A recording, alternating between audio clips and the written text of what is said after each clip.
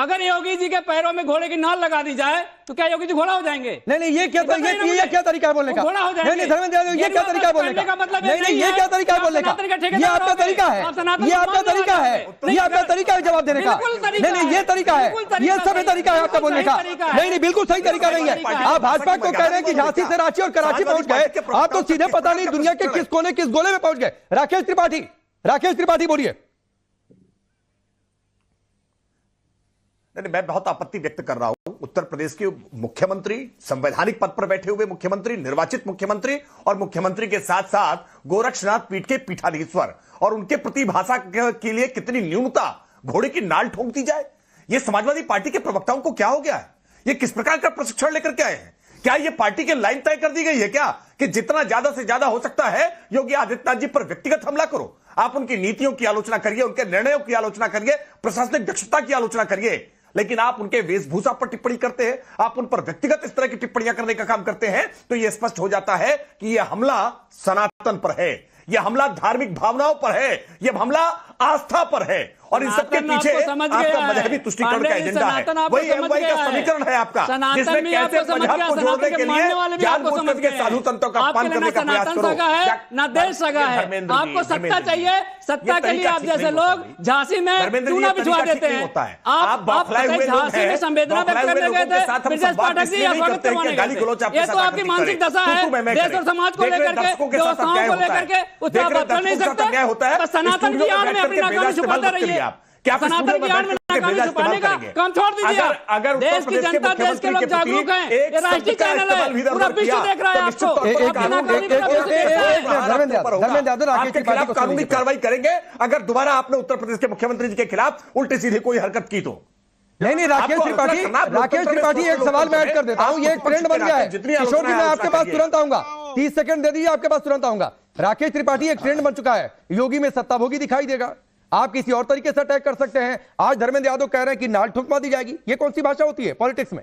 मैंने सवाल पूछा आपसे कि घोड़े की नाल अगर लगा दीजिए, आपको लगा दी जाए, अरे तो कुछ और करिए ना, आप घोड़े हो जाएंगे। ये तरीका होता है क्या? ये तरीका होता है क्या धर्मेंद्र यादव? ऐसा होता है जो ये तरीका होता है क्या धर्मेंद्र यादव? अभी रुक जाइए, ठीक है ना भाई, अब रुक जाइए ना, अभी रुक जाइए, आप तय नहीं करेंगे, समाजवादी पार्टी के हेडक्वार्टर से तय नहीं होगा कौन योगी है कौन संत है। रुकिए धर्मेंद्र यादव, प्लीज। राकेश त्रिपाठी,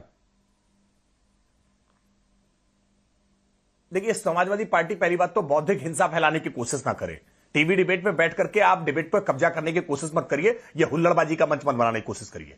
धर्मेंद्र यादव की भाषा बेहद आपत्तिजनक और समाजवादी पार्टी की असली रंग का परिचायक है। यही समाजवादी पार्टी का असली रंग है, दहशत का रंग, आतंक का रंग, धमकी देने का रंग, हल्ला बोलने का रंग, अराजकता का रंग, और यही प्रयास ये लगातार करते हैं। उत्तर प्रदेश के मुख्यमंत्री जी को लेकर के जानबूझ करके व्यक्तिगत टिप्पणी केवल इसलिए करते हैं कि कुछ मौलाना, कुछ मुफ्ती, कुछ मौलवी इस बात से खुश होते हैं। मजहबी गोलबंदी इस बात के आधार पर होती है कि देखो एक साधु संत को अपमानित करने का हमने प्रयास किया। मैं कह तो रहा हूं, आलोचना करिए ना स्वास्थ्य के मसले पर, आइए बात करिए स्वास्थ्य के मसले पर कि आपके समय में पीएससी सीएससी की स्थिति क्या थी और भारतीय जनता पार्टी के समय में आज पीएससी सीएससी की स्थिति क्या है। आइए डॉक्यूमेंट पर झांसी कहां पे है, डेटा पर बात करिए। झांसी का मेडिकल कॉलेज कहां पे है मुझे बताइए। बीआरडी मेडिकल कॉलेज है उत्तर प्रदेश में कि नहीं है? वहां पे जलवा दिया और झांसी में जलवा दिया। आप बता रहे व्यवस्था सही है? आपके डिप्टी सीएम क्यों कहते हैं व्यवस्था खराब है?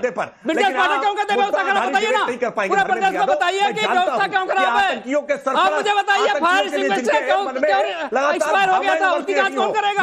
वो रहता तो बच्चों की जान बच जाती, कोई बात नहीं करेगा। समाजवादी पार्टी के गुंडा तत्वों से हम अपेक्षा भी क्या कर सकते हैं? यह समाजवादी पार्टी के गुंडा तत्व इसी प्रकार की भाषा का प्रदर्शन करते हैं और अपने पारिवारिक संस्कारों को करके दिखाने का काम करते हैं। मैं अभी किशोर तिवारी जी के पास जाता हूं, और किशोर तिवारी जी, आपकी पार्टी हिंदुत्ववादी ब्रांड के तहत आगे बढ़ी, और इसीलिए मैं आज आपसे सवाल पूछता हूं बहुत सीधा सा, जो यहां पर धर्मेंद्र यादव की भाषा है या फिर समाजवादी पार्टी के हैंडल से जो लिखा जाता है सोशल मीडिया पर, और योगी में सत्ता भोगी की बात, अलग अलग तरीके की बातें, ये आपको ठीक लगती है?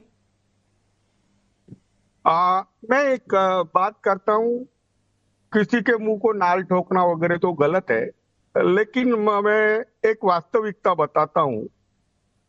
महायुति जो बीजेपी का गठबंधन है, उसके डेप्यूटी सीएम अजीत पवार कहते हैं कि कटेंगे बटेंगे कटेंगे की भाषा नहीं चलती, यूपी में चलती होगी तो यूपी में जाके बोलो। और जिस प्रकार की जहरीली वाणी योगी जी यहाँ बोलते थे, अमित शाह जी बोलते थे, तो उनकी सारी सभाएं यहाँ बीजेपी नेताओं ने नागपुर, गढ़चिरौली, विदर्भ और महाराष्ट्र में कैंसल कर दी है। और यहाँ बीजेपी के 42 नेताओं ने बोला है कि भाषण केवल कपास,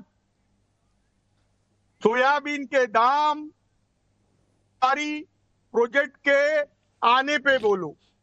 मुझे बहुत ही दुख होता है कि नाथ संप्रदाय को लेके चलने वाले मोदी जी, आपने योगी जी ऐसी बातें बोल कैसी सकती है?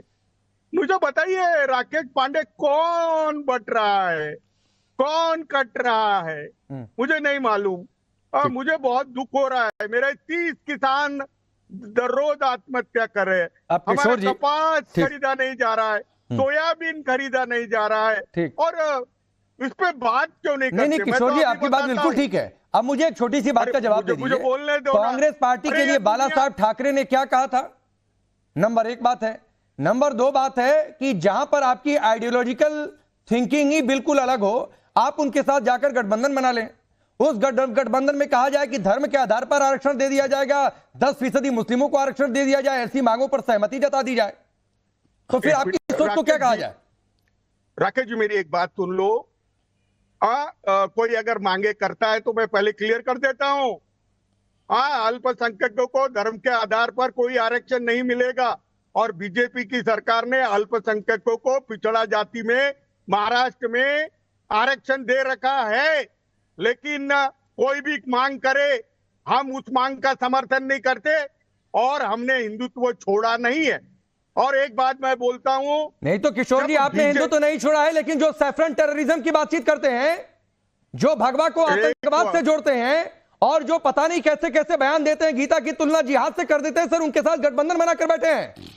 और एक मिनट, राकेश त्रिपाठी तुम राकेश पांडे तुम राकेश त्रिपाठी मत बोलो, मैं पूछ रहा हूं ना। नहीं किशोर तिवारी जी, अब आप बौखलाने लगे, सवाल पूछ दिया तो। अरे मैं बौखलाता नहीं हूं, बहुत विनम्र आदमी हूं। मैं भी विनम्र हूं, बहुत विनम्र आदमी हूं, और मेरी विनम्रता बता दूंगा ना तो फिर तुम है ना मेरा ऑडियो ड्रॉप करोगे। मैं बता रहा हूं, उखाड़ फेंकते हैं हम, और उखाड़ फेंकेंगे।